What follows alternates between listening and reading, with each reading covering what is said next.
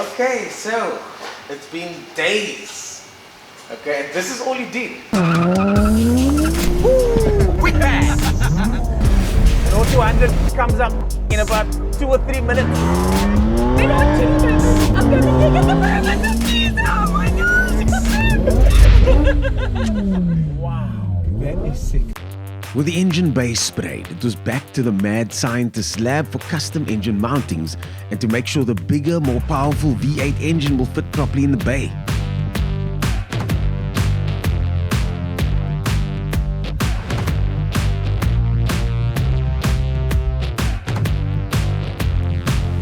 Vessel started off by cleaning, spraying and changing almost every single fitting, clip and bolt in the engine bay to make it like new. With the engine bay prepped, it was time to meet the new heart of our build. This is Toyota's 3UZ FE power plant. Found mostly in Lexus models, this all-aluminium engine comes with a 6-speed auto gearbox and Toyota's famed VVTi system. Not only has the 3UZ been used for top-flight GT500 racing, but when the 1UZ debuted in 1989, it was so reliable that you could get one that was FAA approved for use in an airplane. So, engines arrived. This is the 3UZ V8 engine rated at over 200 kilowatts. Well, they rate about 220 kilowatts or thereabout.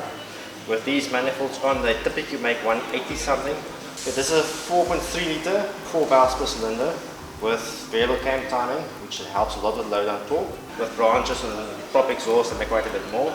But this engine is reliable, it's powerful, it's got a loaded torque, and that's the 6-speed gearbox. Yes, we go for the 6-speed just because it's a stronger box than the others and far more modern technology than the others. So the shift time should be faster on the 6-speed gearbox. Yes. I'm going like this because you told me we might be able to get pedals going. You can possibly get pedals going. Yeah. Okay, nice. This engine was brought in from Joburg, and you guys sorted all of that out. The standard car's got a massive fuse box with lots of redundant stuff in it. So instead of making a massive fuse box fit somewhere which you can't, we make a small little fuse box that this simply plugs into an ECU, this plugs into the fuse box, and then it's all can easily be fitted in any application. So there's no extra fat that's going to cause confusion down the line or anything. Yes. And also the bulkiness is a lot smaller. But this isn't a small engine, eh? This is a Not loose at all, engine. no. Is this thing going to fit in there? Right? Yes, it will. This is luckily one of the highlights of the bigger engine base. The older versions were much tighter. Okay, cool. Yeah, so now it's engine in, and then the work begins now, eh? Yes, I've done a bunch of testing making sure everything works on this, which is common issues on older engines like the manifold flap solenoid and stuff like that. It's all sorted out already. It's ready to go start test fitting. Awesome. This intake manifold's got flaps as well that makes longer and shorter runners. Helps also improve low down torque and upper brake power. You also get the 4 litre in a non-VVTi, which is the early 90s model. Yeah. And you get the 1 litre VVTi, which is the late 90s model. But this one is the Mania one at the moment. Yes. And also because it was as old as the 90s models, the sensor stuff get less problems, just simply because of age. Well, it's power steering, aircon, that's just the idler pulleys, another idler pulley and alternator. And we're going to be able to get the aircon working as well. Yes. It's hot in Cape Town nowadays. Yeah, I get everything, even on the fancy cars, I get most, if not all of the features working. Yo. Okay, but the engine looks neat. Yeah, a bit more cleaning and it look very neat. Okay, lekker. Well, I'm going to leave you to it then. If you need anything from me, please let me know. Then we'll speak soon. Will do. Finally, the engine was ready for insertion. Vessel would over the course of the week remove and fit the engine over 4 times, making sure the mountings, manifolds and alignment of the engine was perfect.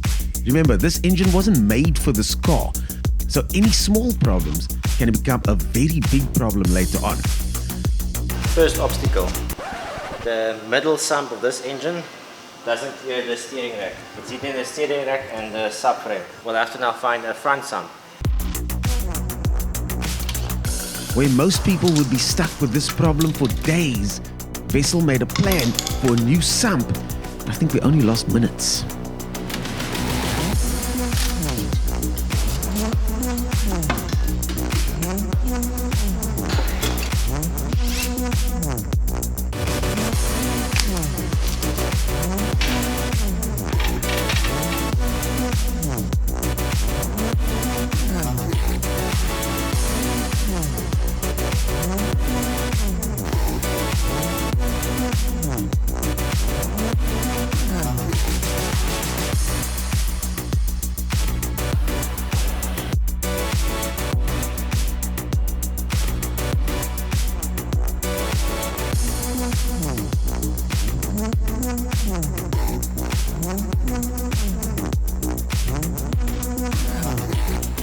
It's been 72 hours, but it looked like Vessel and his team had already completed 200 hours of labor.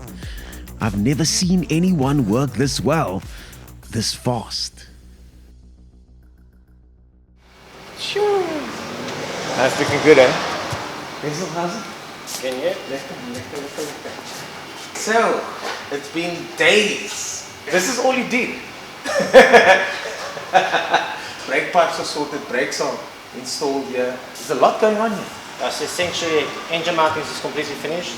So those engine mountings are fabricated from scratch? Yes. And how long did it take you to do that? Basically, an afternoon. Friday afternoon job. But seriously, most companies, that takes weeks sometimes. Yes, but for me, I do so many of these conversions. So I have all the plates, essentially the one that goes against a block, and on the engine mount already laser cut. So I only cut the sections that must fit in between essentially. Oh, I see. And that's custom for each vehicle, so I can't pre-cut that. So you've got the templates that fit onto the engine, and then you got the rest of it that you then customize. Yes, all So that gets hand cut, the rest of the stuff. And templates is key. I've learned that from the work we do. Craig behind the lens there, that templates are key to make sure that you can just stick stuff in and then it works. Yes. Engine mount is finished, gearbox mount is finished, everything is leveled out, angles is perfect, the end is properly leveled as well. On that side we've got plenty of clearance with the front sump. That was a hold up of one day. Unacceptable. But luckily resourceful, have all the connections through the years, so you can find a sump quickly. But speaking of sump, I mean this thing, the engine is very low. It's very low mounted. Yes. The lower you get the center of gravity, at the end of the day, the better road handling you get, and also the better feel you get in the vehicle. You don't get that when you go through potholes, the lumpy feel of a Bakkie essentially. So the lower you can get the weight, the better it's overall. After engine mounts, today we did power steering pipes, aircon pipes. We started with radiator, aircon condenser, gearbox oil cooler. Okay, so that's the gearbox oil cooler, Yes. not the oil cooler. Yes, this is to keep the gearbox cool, especially they're going to start towing and so on, to keep that auto box operate at temperature. Okay, nice. Because these gearboxes are very sensitive to the temperature. If you overcook the oil essentially, then you start burning clutches And stuff that's a like that. 6-speed gearbox that's very expensive, I'm sure. Yes. All these Lexus gearboxes unfortunately are expensive to repair if you have to repair them, so most people just replace them. Yeah, okay, so rather just preventative maintenance there. Yes. This Bakkie is the crisp demo Bakkie. Crisp vehicle cooling. This radiator is not a Toyota, it's a crisp radiator. It's an upgraded, much bigger radiator, but it's not a Toyota Hilux radiator. What radiator is this? This is Toyota Hilux, but from a D4D. Okay. So we fitted a D4D, the pipe location is correct for this engine. And it's much bigger. Than the You happy original. with the cooling that this Yes, provides? yes, yeah. Okay. I wonder if there's a way to put, like you know, remember those marks on here, I mean like a stencil.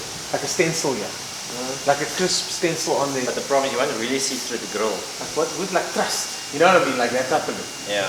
I used to do all my intercoolers like that as well. I remember you. Yes, you guys did used to do that. But many of our customers prefer not to have it, so Is we it? stopped doing it. Yeah. Okay.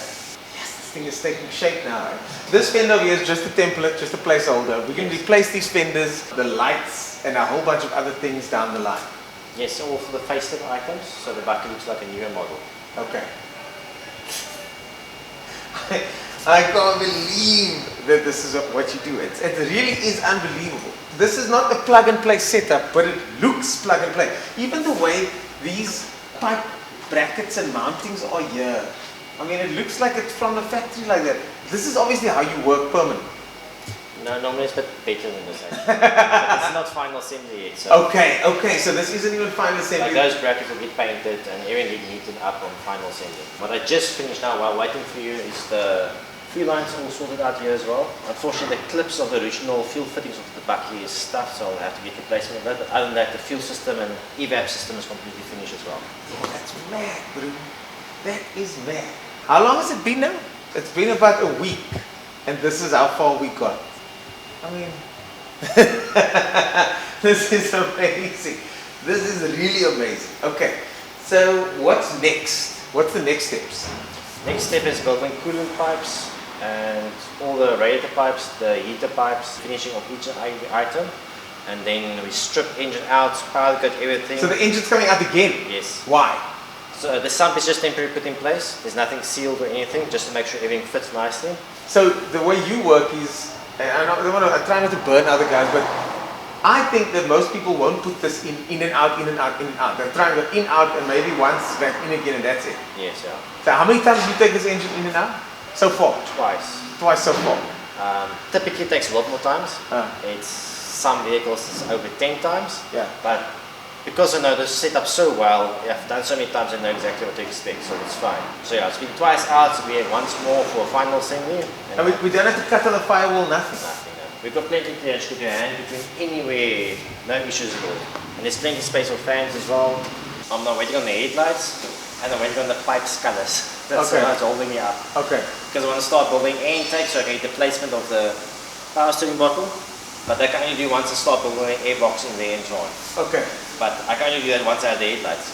So each and every item is one after the other, so you have to do the one thing before the others, otherwise you start redoing things again. Yeah, of course. But the way everything fits, it looks super OEM. That's the idea. Again, guys, this is just the stencil phase. We're still stenciling this and lining it up and fitting everything. It must still come out again and then final assembly. It fits as if it's supposed to fit this way. Yes. And there's even enough space to take out these sump gaskets. This doesn't go over the thing here.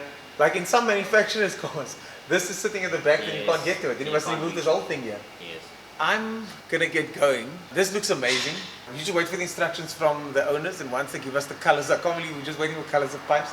And then we go, normally in this situation, it's the other side that's holding up the process. This man tells us he needs the colors of the pipe now so he can go on. So that's not a bad problem to have. Basil, thank you very much, man.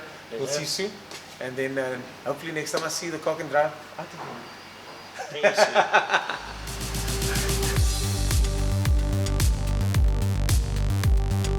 Now it was time to measure and fabricate the custom engine mountings. Stay tuned for our next episode where after the engine came out again, we took the car back to the spray booth for the new parts and a total body respray.